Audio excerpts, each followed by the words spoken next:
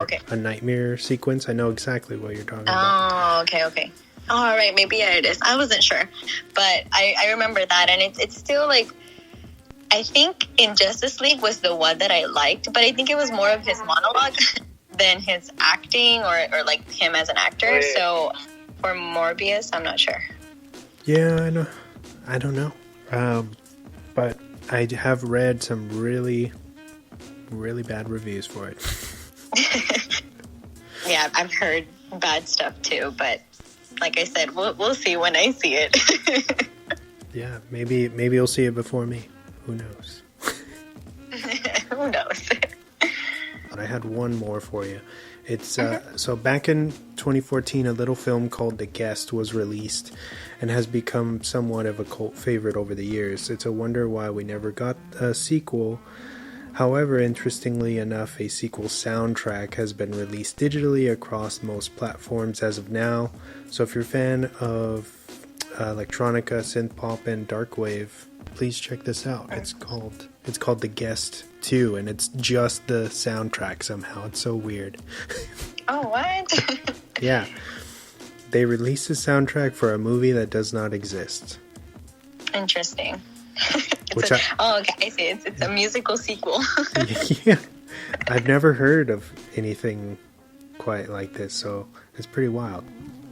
Yeah. I mean, that's interesting. Like you said, I've never heard of it either. And I see that the movie was in 2014. Yeah. So it's been years, and then they just drop music. Yeah, they're like, here you guys go. So this is something, right? Maybe story. Maybe they had something planned, like they did start pre-production, and then it just never went anywhere for some reason. If you haven't, you haven't seen The Guest, the first one? You never seen it? No. You should definitely check it out. It's not scary. There's some violence and stuff, but it's more of like an action film. I think you would like it a lot. The Guest. Check it out. All right. I do see it's on Hulu, so I'll put that on my Hulu watch list. Oh, there you go. Motivation. It's like, I don't have anything to watch today. Let's watch this. And now it's time for the weekly recommendations. All right. Well, my recommendations are kind of like a two. I guess it's one of them is called The Fosters, and then there's a spin-off series off of that's called Good Trouble. So it's two different ones, but they're connected. So bear with me. Okay. So the first one, just a little bit of background on me with the Foster and Growth podcast. Like, it's trying to help not just foster kids, but, anybody that doesn't want to feel alone in anxiety and depression and the pressure in the world, and tying it to, being a foster kid and how I grew up. And of course there's thousands and thousands and thousands of foster kids all, around the world who also living in different situations. I really enjoy The Fosters. It's like a family drama series, and it started on ABC Family in 2013. So it's about 5 seasons. So it started 2013, and I guess the last one was 2018, and then that's when the new spinoff was created after a while.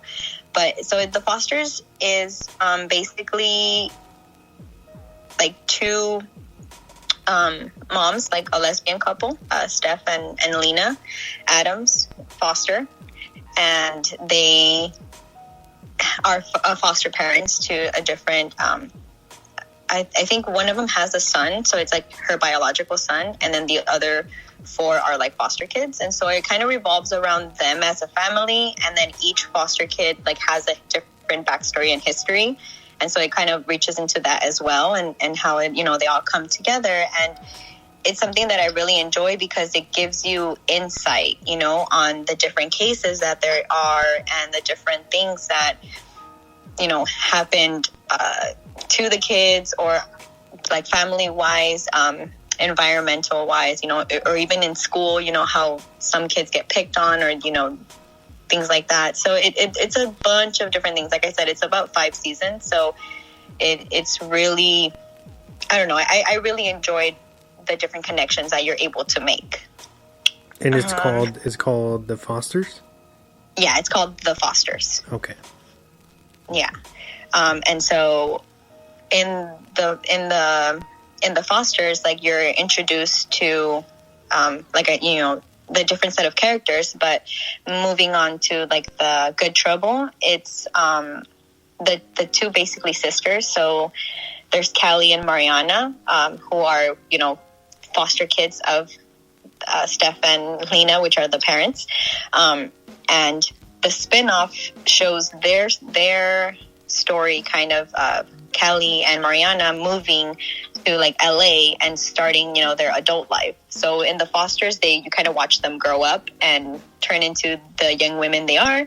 And then in The Good Trouble, which is the sequel spin-off kind of thing, it still shows some of the characters from the Fosters, like the moms and the brothers and the siblings and all that stuff. But it's more of them, going into the world and what they want to do. And I really want to shout out Good Trouble, because not only does it talk about foster issues, but it also talks about so many different issues.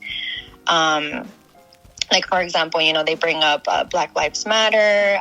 They bring up like the immigrant situation. They bring up, like homelessness and like rent situations. Like, a lot of the things that we go through now, like, through like political and things like that. So I really, really enjoyed this one as well. Like I said, it's the kind of sequel continuation, but it kind of follows them too, which is Callie and Mariana. And one's like graduated from a law law school, and she wants to be a lawyer, and the other one, is a software engineer and all these different things. She's trying to develop an app and all that. So like it's really interesting, and you can really connect with these characters, as you grow up with them in the Fosters, and now you're kind of out there in the real world. And then there's also other characters and other different stories, that you can really make connections through. So those are the two. Good Trouble is ongoing. So right now it's like just released the fourth season in March. It was just, premiered. So it's ongoing. Very nice. Solid Rex. Thank you. Like, I just wanted to tie it in with the movie as well. I was like, perfect. I'm going to plug in TV shows and movies. Let's go. I have two for you. One you already mentioned during the news. Moon Knight just came out. Oscar Isaac is always amazing, so it's fun to see him in like what hopefully will be an ongoing kind of series environment. I didn't know too much about this character, so seeing it in, obviously in this format has been pretty fun so far. So I can't wait to see what else happens.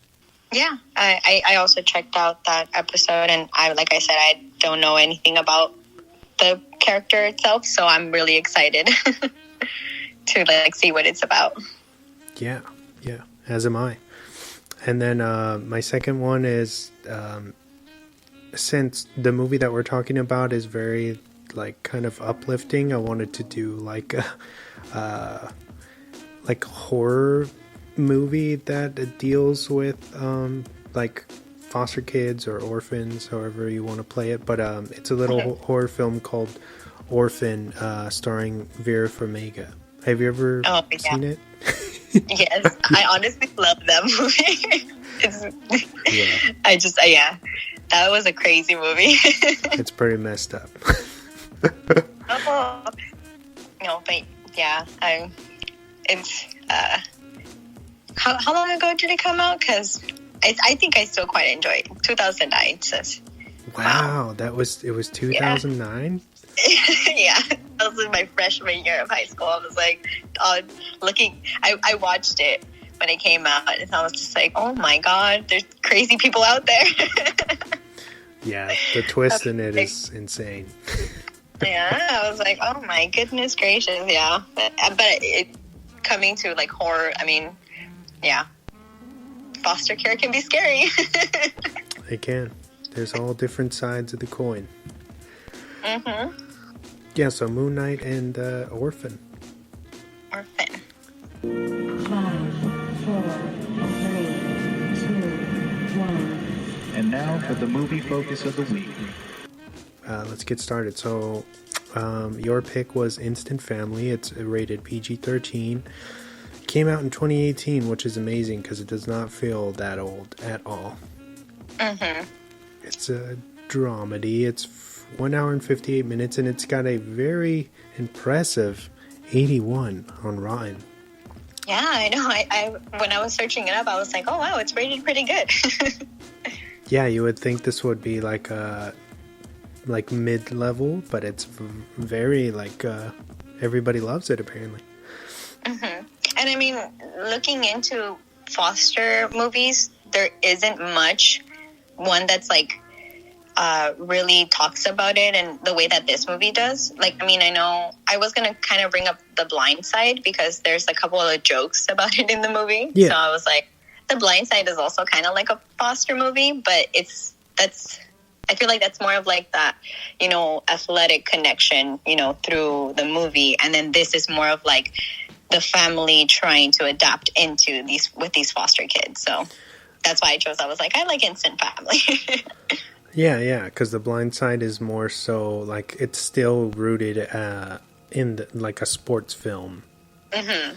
Remember the Titans or something like that. That's what you think of when you think of The Blind Side, and then exactly. But yeah, I agree with you. For Instant Family, it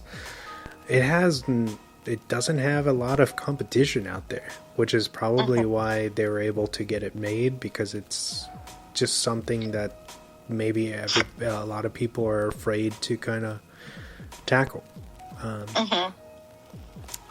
But pushing forward, I have a little write-up for you. Hopefully you don't mind.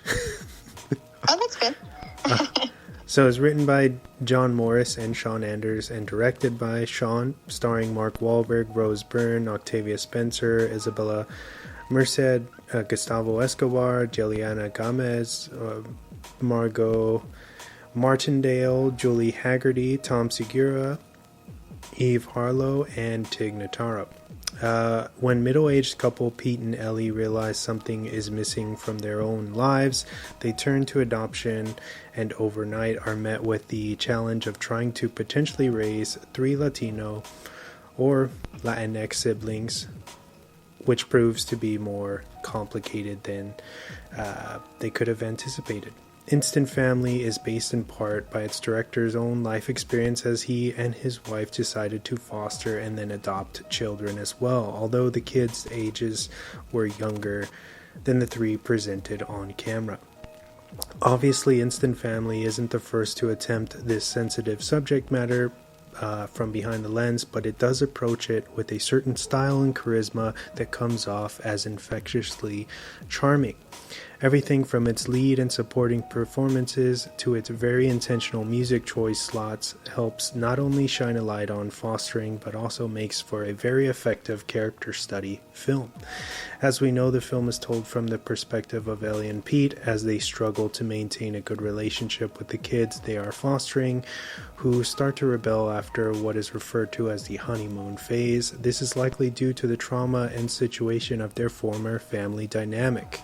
As we navigate through the film, you come to realize the story hinges off the character of Lizzie, played by Isabella Merced, who largely steals the show and pulls off an incredible and true-to-form angsty teenager who will stop at nothing to get her old life back. Overall, due to its rating, its PG-13 rating, Instant Family can feel a tad predictable at times, but is a journey worth taking nonetheless. You can stream the film now with the Paramount Plus app. Thank you. Yeah, good. But now the real reason everybody's actually tuning in is to hear what you think about this movie and why you chose it. Well, first off, I chose it because the connections I made with this movie